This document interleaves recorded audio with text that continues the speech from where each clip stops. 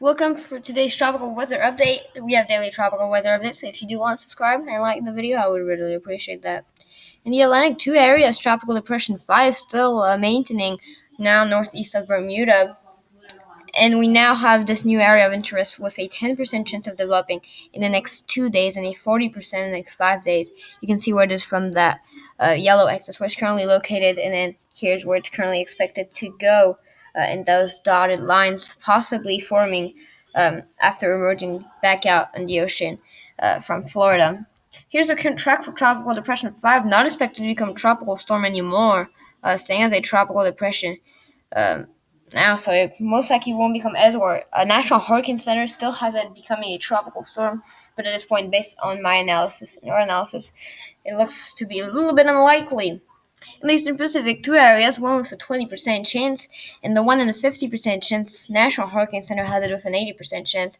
Most models, though, don't show it become anything stronger than a tropical depression, so we're not too confident on that one quite yet, but we'll see as the situation evolves.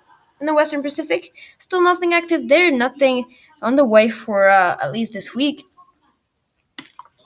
But something could form in the coming week, so we're gonna have to track and see if that ever happens. Indian Ocean, very quiet there as well. So back to Tropical Depression 5, winds of 35 miles per hour currently moving northeast actually, in a minimal central pressure, I believe, at 1,008 or 9 millibars at our latest update. At this point, it is looking worse and worse. Convection was getting back up, but if it had to be a tropical storm, it was right before passing north of Bermuda, and at this point, it is getting a lot less likely with colder waters on the way and less conducive conditions. We also have the system is getting a little bit more disorganized and even starting to look like an extra tropical system.